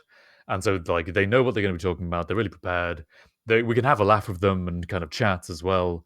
But it can be like, hey, if we reach this donation amount, then this important person will come and he'll tell us all about this and his interesting or her interesting perspective Yeah, because on what's going on there with the rebuilding game. KSP into KSP2 based on the mechanics that are apparent, and then like that's going to just be such an interesting conversation to have about like the challenges based on what we were seeing from the original Kerbal Space Program, and how we wanted to Yeah. replicate that in a way that was more efficient, or more this or more that, or more stable, or less Kraken filled. As amusing as the Kraken is, less Kraken filled would be nice for this, maybe. Mm. Um, so We wanted the other landing big legs to idea. not just explode sometimes, and that was a big challenge given what we started We had, with. I mean, even just during KPE 2, I think in a big way, so many hills we went down. KPE 1 definitely. So many hills we went down, just tires.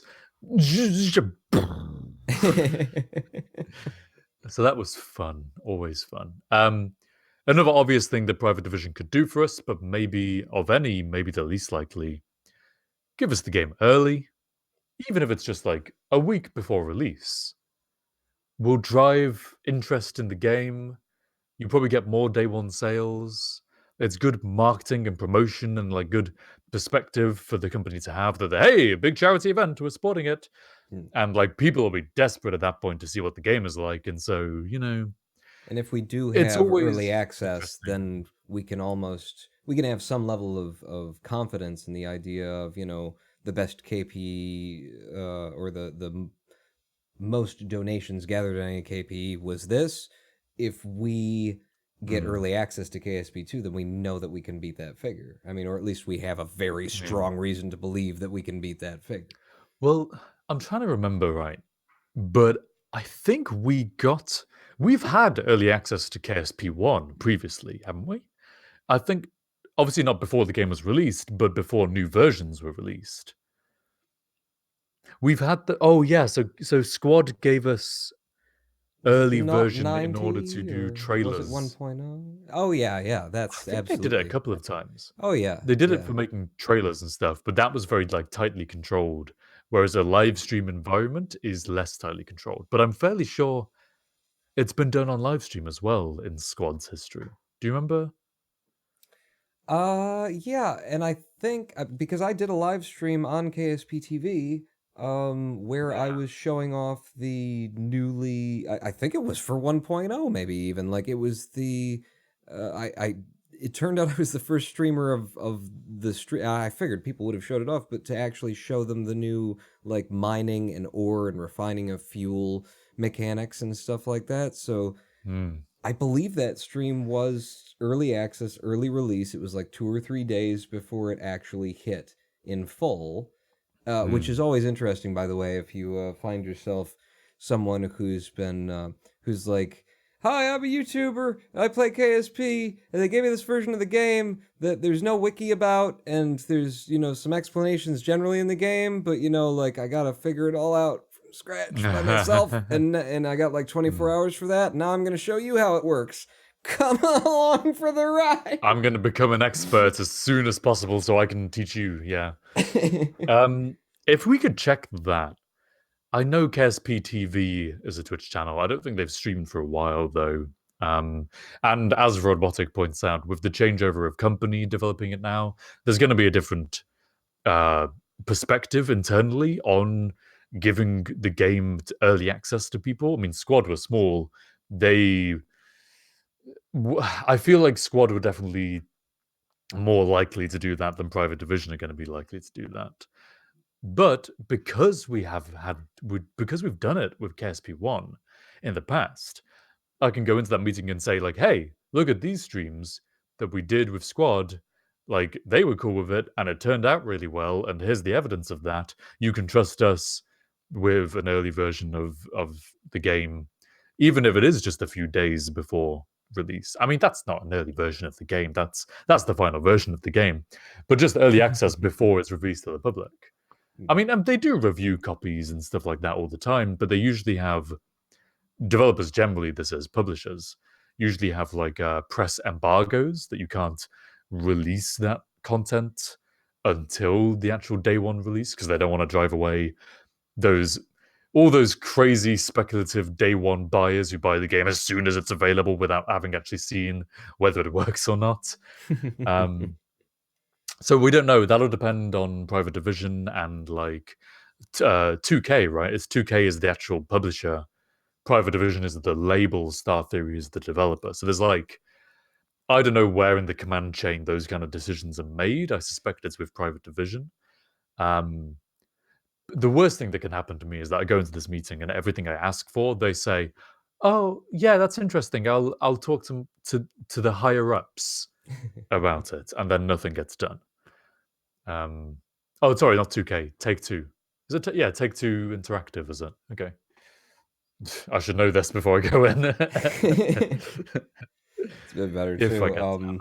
Yeah, because I Yeah. was thinking there's actually in terms of like early access and press embargoes and stuff like that. I know for a fact that some of the less scrupulous publishers have set up things where they just give the influencers and what they want to help them circulate and create marketing for the game just certain access. You're only allowed to make content about this one prepared level on this roll of RNG that we've confirmed. Yeah. And it's results in some interesting it's not fair to anybody involved, basically. The people who have been giving the review code. If you, by the way, are a, YouTuber, or live streamer, or reviewer, and you're making those kind of agreements, don't make that kind of an agreement, okay? Because you're going to end up just turning into an advertiser for them. And that's And you're just not the doing relationship your you audience a want. disservice as well. Yeah. Like if you knowingly are showing something which is very far removed from reality, but that's not disclosed, then you're lying by omission, uh, Yeah. and yeah, misleading your audience, and that's the last thing Something you want to do. I just too often bring that up because I feel like, it just happens so often on YouTube when you do actually start to find some success and some following. People reach out and they want to make you feel special.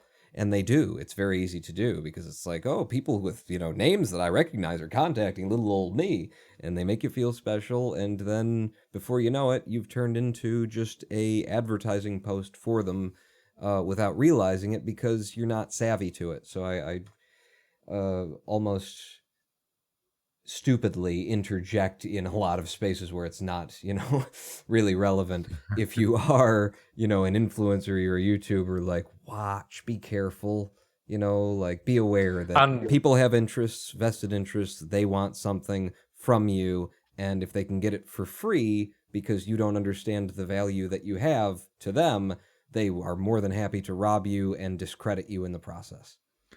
understanding your own value as a content creator is something that is very difficult to do. I mean, understanding your own value in life generally to other people is difficult regardless, but even more so in this situation where you can feel very alone and not very important, and then this developer publisher is wanting me to do this and they're going to pay me, and oh my god.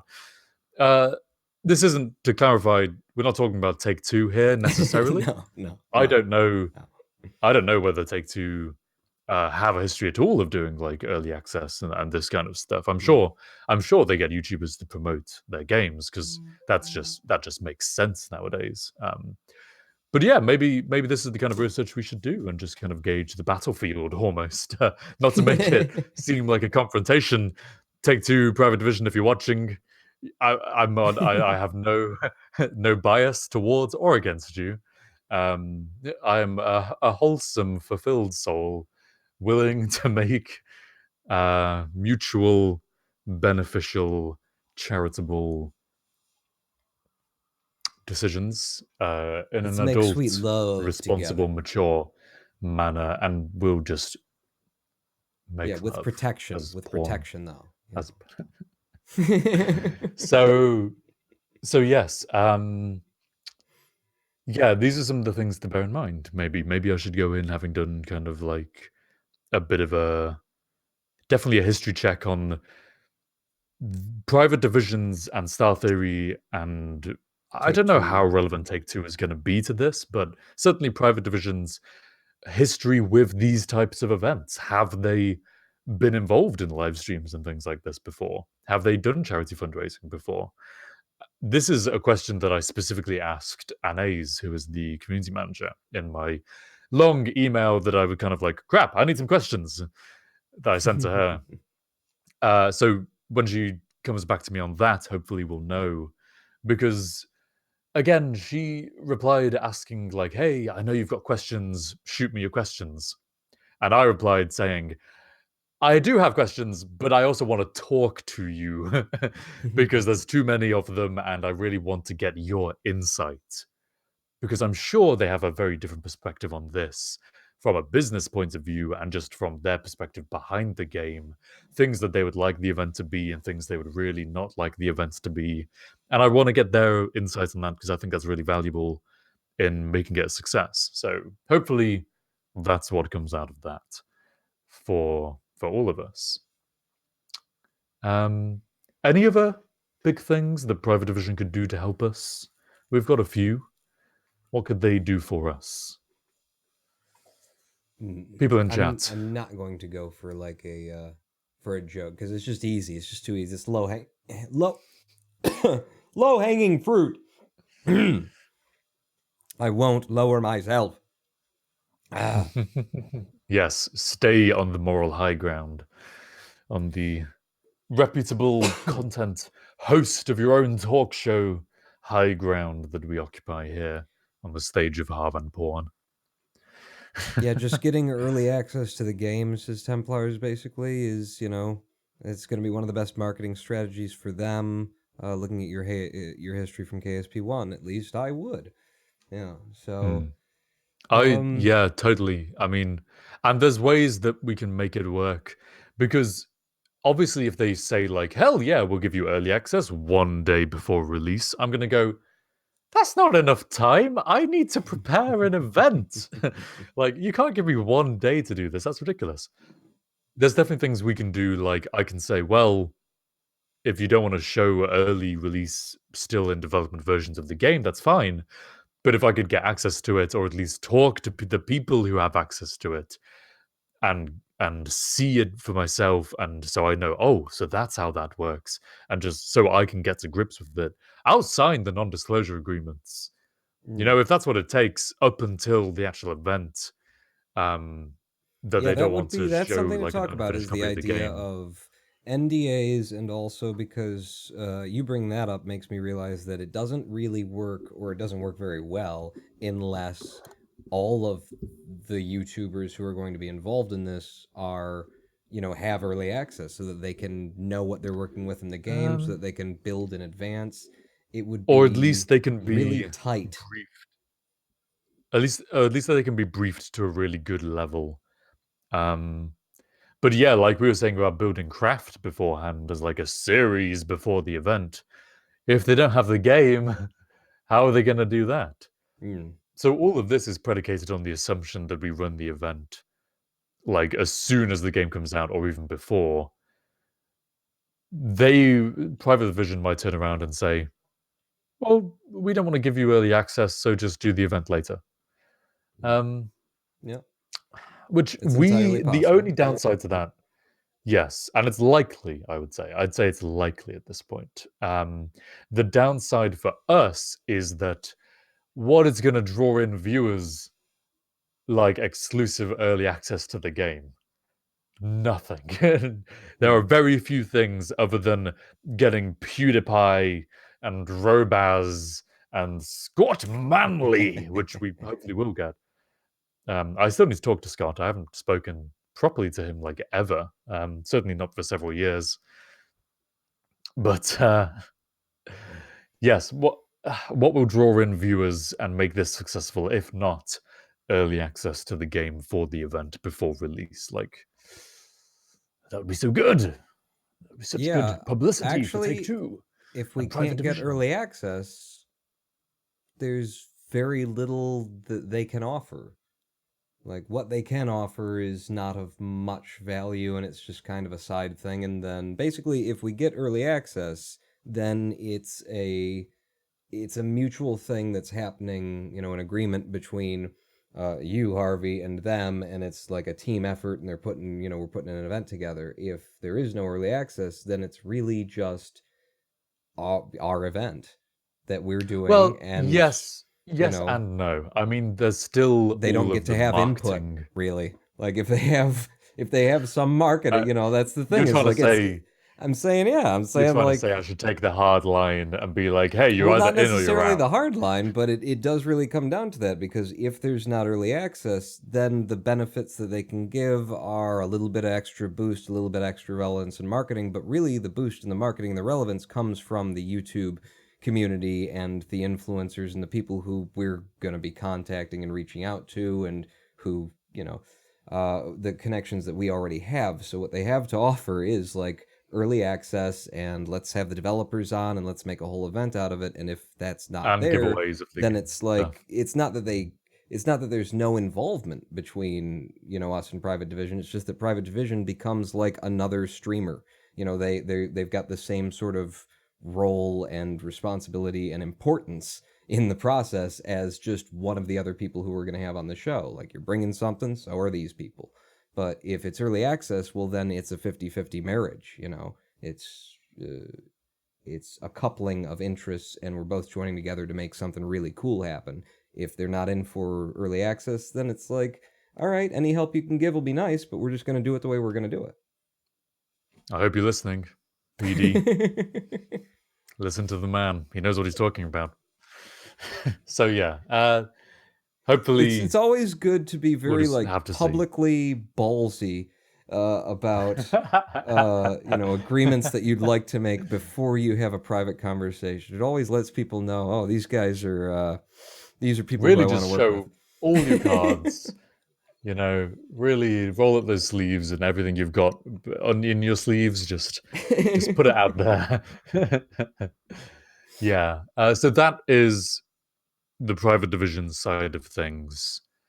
Definitely, in conclusion, there's a lot of stuff they can do for us, and that kind of broadly falls into information, marketing, giveaways, and early access. It seems those categories. So I want to move on as maybe our final kind of point of the show. We have all 20 minutes or so remaining. There's comparisons to the previous KPE events and even VPE, which was similarly a charity fundraising show. So definitely worthwhile drawing comparisons there.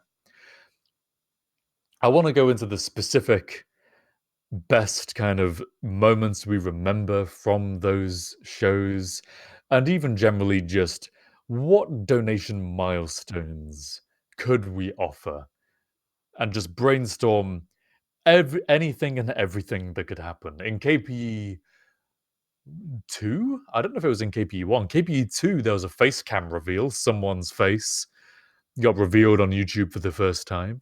I don't know whose that was. But like as Chartuka said earlier, that was quite a thing that happened, and people liked that, and that was a good driver of incentive to donate. I So can we think of remember some wacky? we got to hear Danny's voice for the first time. That was Yeah, we did. Kind of. That was a nice big joke that was going on. In fact, on the video that I uploaded the other day announcing all this, I'm fairly sure there were more than a few comments saying, "Will Danny's face be revealed?" And there's random aim saying the same thing again. 100k Danny 2462 face reveal. I don't know if he'll do it. I mean, that's something for Danny to suggest and to be willing to do. That has to come from him No, no, no. completely. If Danny won't offer face reveal, then he doesn't have anything to bring, and we're just going to go it alone. The policy we're over taking here, with the everybody devil. today. God damn it. The devil on Harv's shoulder as he tries to negotiate the fine line that is bringing this event together. Now, at what level do we get the nudes from all the streamers? That's what I want to know. I would say $200 donated.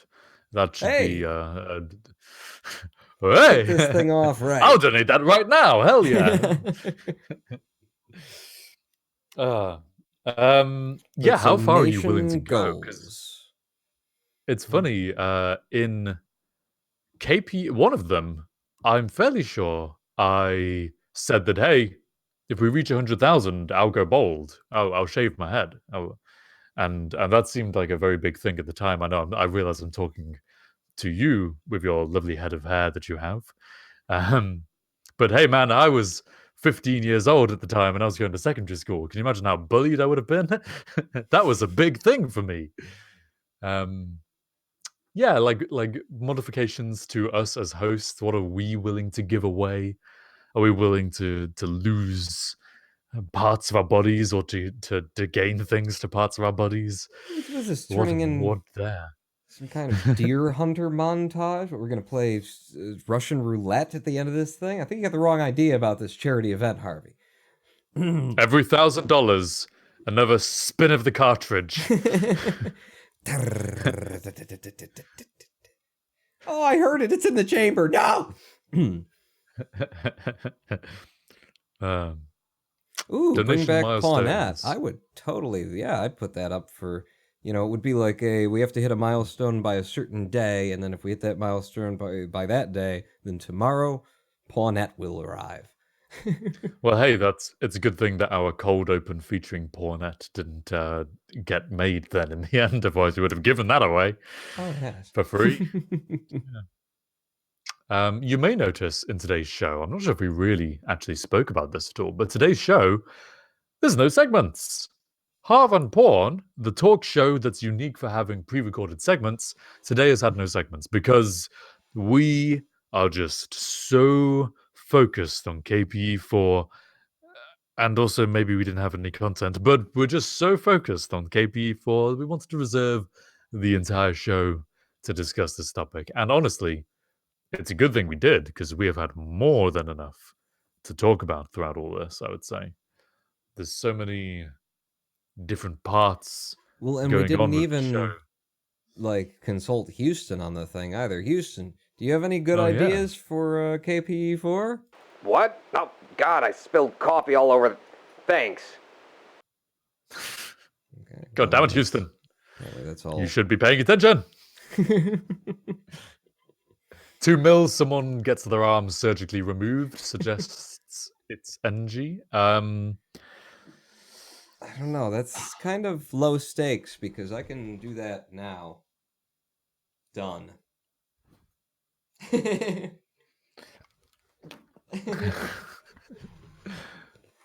Or how about I just inject Botox into, actually I'll try that now.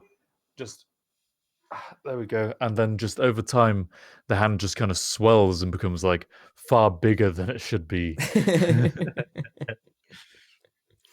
Head amputation. I've really set us onto a certain path down here, haven't I? forget body modifications, okay? Other donations.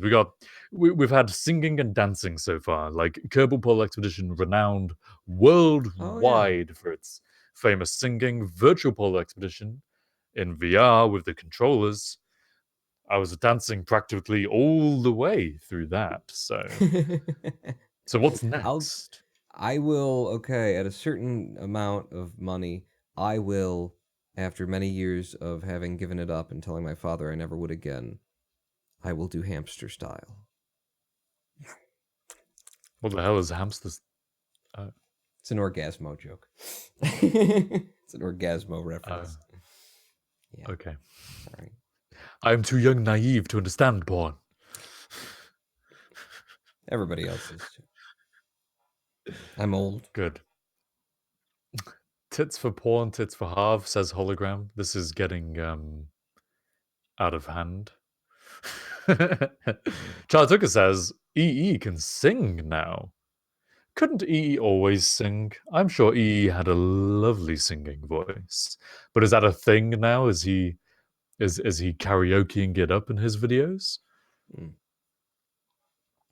I actually like the idea. I mean, we've had a couple of good ideas here. I would love to do some drag if the dollars came in. But I think it's a good idea to focus on in-game stuff. Yeah. It really does just pull the whole thing together, that we're trying to do a thing and we can't do it unless you guys help, and then we get the donations, and then we can this, and then we can that. Like, for instance, Mike Reaction says, it would be cool if whenever someone donates, you get 50, or if someone donates $50 plus, orbital bombardment happens.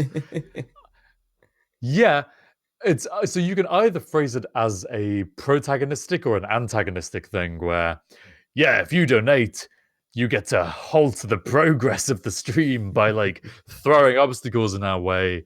And then we're all like, oh no, someone donated, which is maybe not the ethos and the theme we're going for. Maybe it should be like, hey, donate this much and you help us with the care packages. But I like the idea of just in game events. Like when people are designing their crafts, we say, hey, make sure you bring along something special because we'll set a donation milestone for your craft to do its special thing. Or we're going Oh. to have like a game, like a football game. We set up an improvised pitch. Someone brings along two goalposts and someone else brings a ball, and then we're driving the rovers around trying to do football. Like, Yeah. there's lots of in-game events that could take place in KSP because it's such a KSP 1, and I'm sure KSP 2 won't go back on this. Such a sandbox that you can do anything in, really. It's amazing that I felt like I ran out of content to make.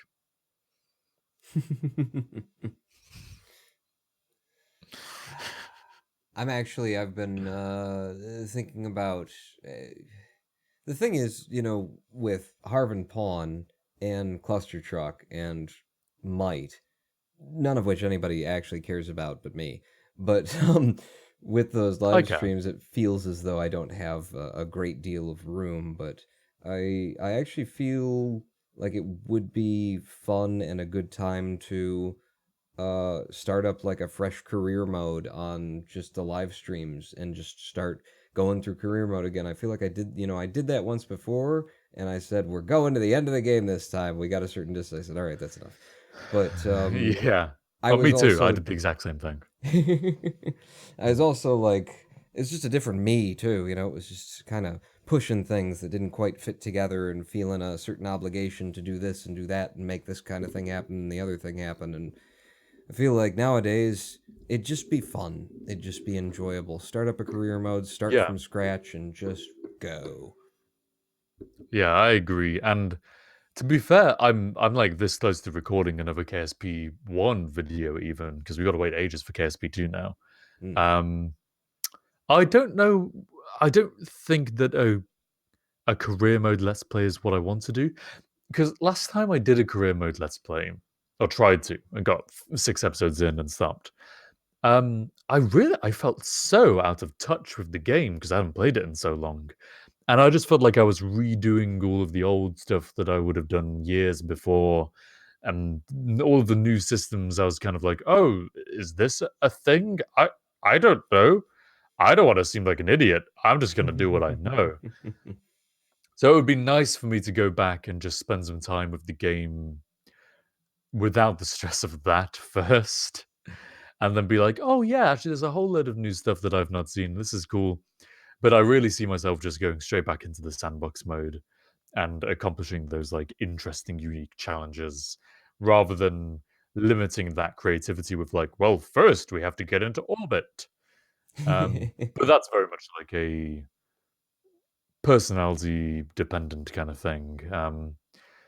But Yeah, like I'm a similarly, speedrunner. I like to have structure and form, and I just want, like. But the thing would be is that like you go through the career mode. For me, you get started in the career mode, and then by progressing through the career mode, you earned the right to do things that don't matter to career oh mode yeah, anymore.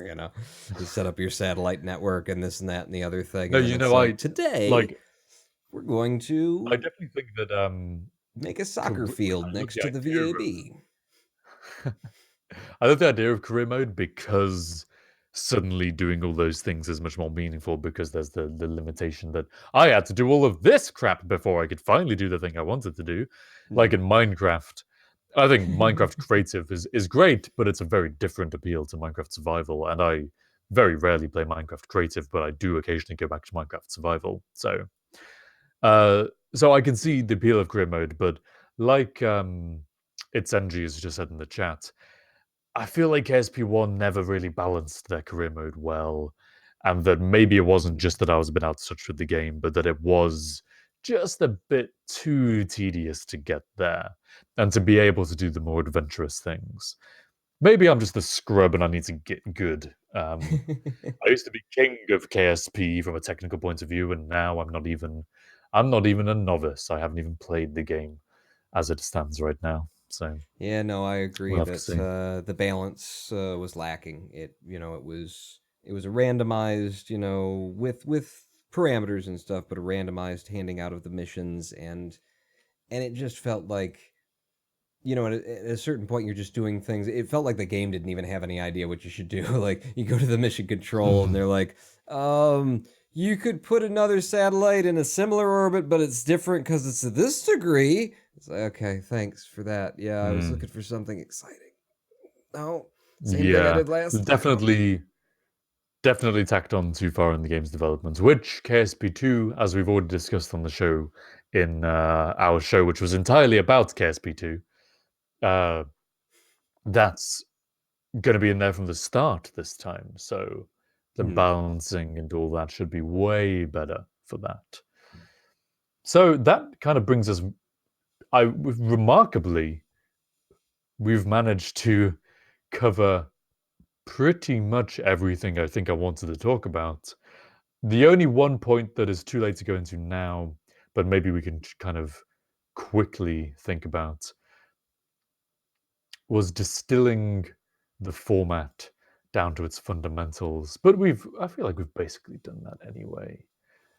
Yeah, I think Um, we came up with a lot of really good stuff here in terms of how it can lay out, how the donations can relate to in-game progression, what the different streamers' roles will be throughout it. Splitting up the charities is a great idea. Allowing us to have more impact across a more diverse area than mhm. just being this one charity and that's all it's going to be. Lots of good stuff came out of this, and very much off of the ideas from chat and just bouncing things off of you guys. So thank you very much for your good ideas today. Yes, absolutely, everyone. Thank you so much for watching the show. Uh, just before we finish off, Chartucker has suggested personal videos of me, basically, areas of my life outside of the YouTube thing. And this is an interesting question that I kind of want to pitch you. With the face cam reveal, uh, I wonder how you even categorize that type of thing. Personally revealing kind of videos outside of the game's content and whatnot, more we as people and the people behind the personalities and whatnot, um, work great for donation milestones in theory because it's like this is something that you wouldn't normally have access to. This is like extra content that we're unlocking by reaching a threshold. That's great. But I'm paranoid to focus too much on that kind of thing for this now because of my years of not making content for KSP, because of my reduction in audience now. I feel like fewer people than ever before, for at least in like the previous 4 years, are watching for me and what's behind the KSP and the videos I'm making. Which isn't to say that there aren't people. Obviously, Chartucker, thank you for being here for me. And I've got several viewers, many viewers even, who are interested in kind of who I am and the personality and whatnot. But when we're appealing across audiences, across different YouTubers and Twitch streamers and guests and co-hosts, is it that it's another good thing to add to the mix? Is it that it's like a perfect kind of ideal milestone reward? Or is it just doesn't quite fit with the theme of it being about the game and the event and the charity? What do you think about those type of donation milestones? And that sounded like some bits from Random Aim. Those are some 1 bits from over n Random of the Aim. n weeks of this month. Have it and don't spend it all on wigs. Well, you can spend your half of it on wigs if you so desire. Half of it goes to me. And I will. But yeah, um, what do you think about? Thank you very much, by the way, 100 bits. Thank you so much, Random. yeah, I What do you think think it is about something that? to lean more into the game. But this would also. Oh, thank you so much, my Another creations. 100 bits. Following it up. Nuh-uh, I'm number one. Now he's got 101 bits in. All right, cheer war. We got to keep the stream going for another couple hours. Let's go. Let's keep Harvey. the momentum up. The forward progression, character donation, Harv and Porn, Harv and Porn. We're a charity. We need money. Done that bit already. That also like kind of hinges on what the involvement of the publisher is, I would say, because Yes. if it's going to be more our event and it's not, a marriage kind of a thing, then it feels a little bit more open to be like, hey, it's going to be our communities showing up, it's going to be people who know us, we'll do that. But if you're going to be involved and this is going to be about the game, then we will refocus and retask and focus more on bringing it back to being about the game and about the charities as opposed to, leaning into the, pubic hair reveal or whatever would come next. I don't know. We definitely invite limitations upon ourselves by involving Private Division, especially if we're going early access and getting preview versions of the game. They are going to be concerned about portraying the game in its best light. And so showing off Chicken Keeper's pubes just to choose a random person. Maybe not what Chicken Keeper almost certainly doesn't want, and probably definitely not what Private Division want to see on their Feet! event that they're sponsoring. Feet! Feet? Feet! No. Feet! No. Feet! No. Yeet for feet! Feet eat! No! No pawn. Enderspins was going to suggest showing feet. Feet! I think this is a good point to end. I think we've exhausted our creative rope. We've given let ourselves porn just go enough on too creative long. rope to hang from. Yes. So there's a lot to consider here. We've gone through a lot of things. I feel like, honestly, I went into this hoping to get ideas for the show, and I've come out of it with a million ideas for the show. So this is awesome. Thank you so much to everyone who has watched, who has contributed their suggestions, their thoughts, their opinions, their ideas. I feel like we've really begun to narrow it down. We didn't even talk about alternative. Oh, 10 bits. Thanks. We appreciate that. We didn't even talk about like other ways that the event could go completely. Like, what if it's not rovers? What if it's entirely boats? What if it's entirely planes? What if it's entirely in orbit around different planets? And some of that, I think, was because of the expectation that KPE, North Pole, on the terrain of the planet. But also, that's how the event has gone, and that really has worked. And there's already so many ways to change it up with the multiplayer and with the new parts that are coming and with the other mechanics that KSP2 will inevitably introduce, that maybe it's not such a bad thing that it essentially stays the same from driving rovers' point of view. So we've got some good ideas there. We've talked about my contact with Private Division, how that's going to go. I've now have a load of things to say in the meeting, and I can point to this stream and be like, hey, we asked the people are interested in this. And so that And saves me. It's also a good restriction on when it comes to that meeting and talking to them about it is, if we do focus on rovers, we're showing this tiny portion of the game. So it's like we're not giving away your game before release. We're not showing everybody the ins and outs. They're not getting the massive footage. What they're seeing is a rover driving over terrain for hours and hours and hours over the course of a week. This will be crucial as well with how early we get the game, I feel, because if they've got multiplayer, which I feel like if anything, multiplayer is going to be 92 bits from Ender's Men's again.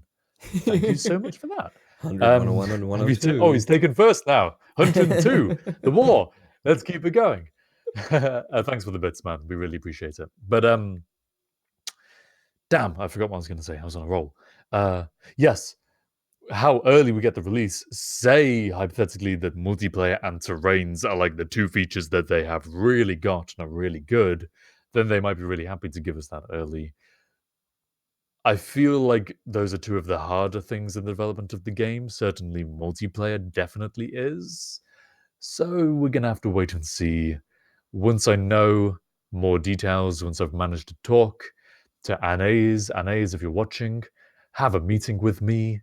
Let's have a phone call and hash out a plan and get your input. Whoa, mic reactions with 69 bits.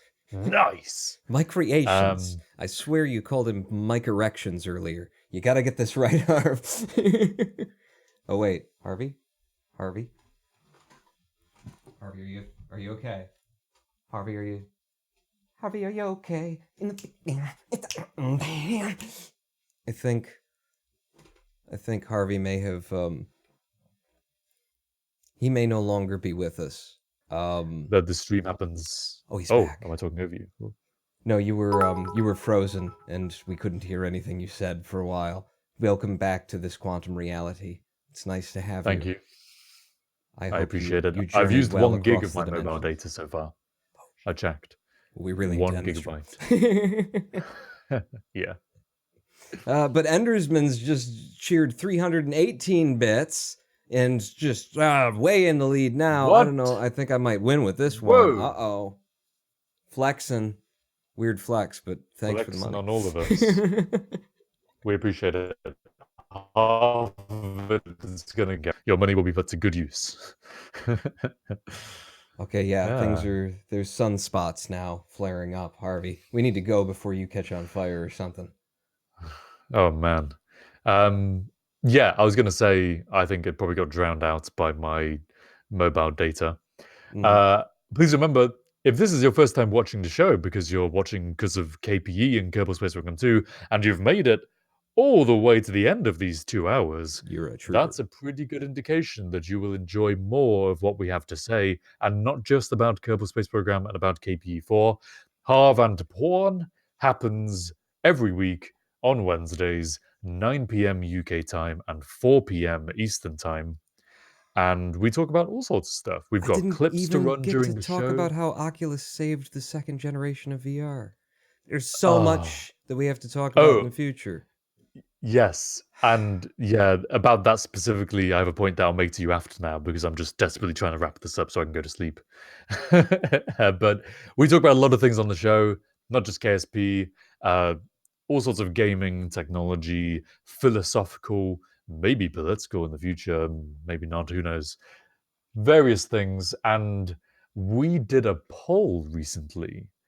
I released a video today, several hours ago, asking you what you want to see from Harv and Porn in order to feel like you're getting your money's worth for all the bits that have been donated in the stream, for all the patrons that support us at patreon.com/harvandporn. What is it that makes you guys feel like that's worth it, that supporting us is worthwhile? We ran a poll. The results are in.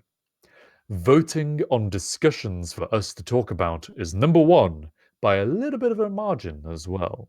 So voting on discussions is a thing that will be happening for Harv and Porn. So pledge on Patreon or subscribe on Twitch. And we need to figure out a way of bringing together Twitch subscribers in order to vote. There might be a Discord or something set up at some point. Not sure Nothing's easy. how that's going to work exactly. Nothing is easy in this life at all. But if it wasn't easy, it wouldn't be worth doing it. And that's our motto for why we're making Harv and Porn so difficult for ourselves to make. So any support that you can toss our way, we'll really appreciate it. It helps keep the show going, and it will help feed us until we do KPE4, at which point we can then collapse and donate everything to charity and just recede back into the Zen monastery and make our livelihood by cooking soup. I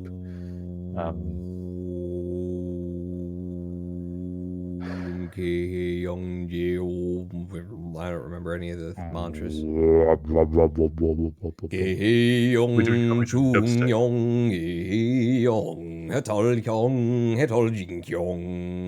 Yeah, this is my favorite one. Yeah, it's a good Klingon rap, isn't it?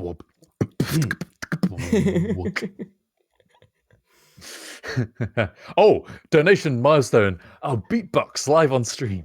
Hey! Yeah. Hey! Dedarani. Awesome Sorry. stuff. So yes, any more suggestions? ping them to us either in Twitch chat right now or maybe on the comment of this video when this video gets released. But otherwise, thank you very much for watching, ladies and gentlemen. We have been Harv and Porn, and we hope that you enjoy and that you join us again next week for more quality content. Thanks for watching, and we shall see you next week. Harv, Porn, Harv, Porn, Harv and Porn, and Harv and Porn, and Harv and Porn, and Harv and Porn, and Harv and Porn, and Harv and Porn. Harv and Porn.